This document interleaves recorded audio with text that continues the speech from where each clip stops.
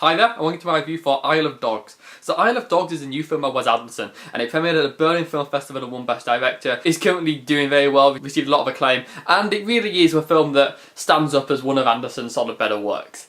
So I have to kind of just be honest straight up, I'm not a Wes Anderson fan. Wes Anderson movies don't do much for me. I haven't seen a film of his that I dislike or anything, but I can't say I really care about his style. To me, it's just kind of quirky and just kind of nice looking, but I don't really get much else out of it. So Wes Anderson is not for me. So when I say Isle of Dogs is among his better works that I've seen, that doesn't mean that's a glowing recommendation. In fact, it kind of means that I'm like meh on it. So Isle of Dogs is an animation, and the first thing to say about Isle of Dogs is that the animation here is fantastic. The dogs have a really shaggy look, and the stop motion really looks great. The animated cinematography is fantastic, and I really just love the way it looks. Isle of Dogs is a film of style over substance all the way through, and you know, that's not a bad thing. I think generally speaking, and especially with Anderson's work, style is substance, so it doesn't really bother me. I quite like the look of it, I quite like how it feels, but I do have my issues here and there. So basically, the first thing to say here is that the characters are, as per usual for Wes Anderson movies, just not really characters. They're basically just caricatures. They're basically just nothing but a series of quirks, and that's fine. I actually quite like all the characters here, that's not a problem.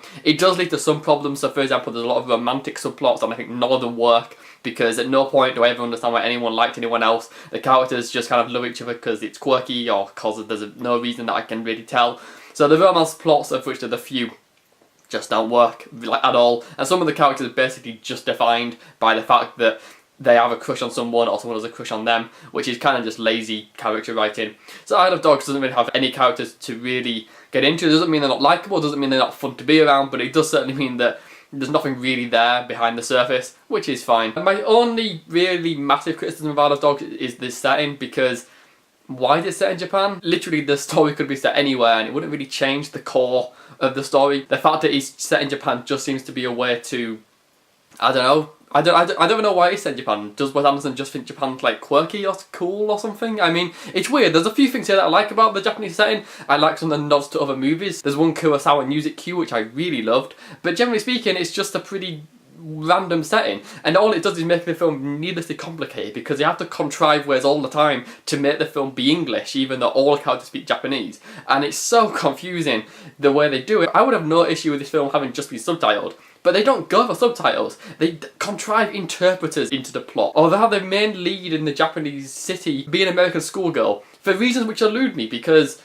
one, why is she in Japan? And two, wouldn't it just be easy to just set it in America, so then you don't have to randomly have an American character be there, which just seems like the most lame way to do it. Because if you're going to do a Japanese film, why not just do Japanese characters? It seems so stupid to me. So yeah, I mean, that just seems totally pointless. And once again, with Wes Anderson, this is what you get. You don't get much substance, you just get style. And it has its usual tropes, it has loads of stuff about love, it has some really nice little characters growing, but it's all very tropey, all very stylish, all very out there. And in a way, I think if you really buy into this style, you'll love Isle of Dogs. Isle of Dogs is really enjoyable, regardless of how much I have problems with it. It is really fun, and I did genuinely enjoy it. I sort of fell off towards the end when I found the film to just really began to grate on me, because I got sick and tired of the contrived way of getting English into the plot and the poor romances. But as a film, it's fun, it's exciting, it has its moments, and I think overall, Isle of Dogs is just generally a good film. There's definitely a lot here to appreciate, and I think anyone who has an interest in Wes Anderson and his cinema will get a lot out of Isle of Dogs, probably more than I did, as someone who isn't a Wes Anderson fan. I think Wes Anderson has made better movies than this, and I certainly think it's weaker than his last two, The Grand Budapest Hotel and Moonrise Kingdom,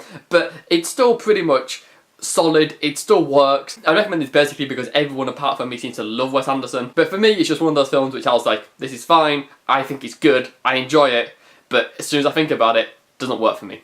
So that's what I think of Isle of Dogs. Have you seen Isle of Dogs? I'd love to hear your thoughts if you have. I assume most people liked it more than I did. If you liked this video, please give it a like. If you want to watch more of my reviews, you can subscribe. If you want to read more of my reviews, you can follow me on Letterboxd or on Twitter, linked in the description. And Isle of Dogs, it's a good film.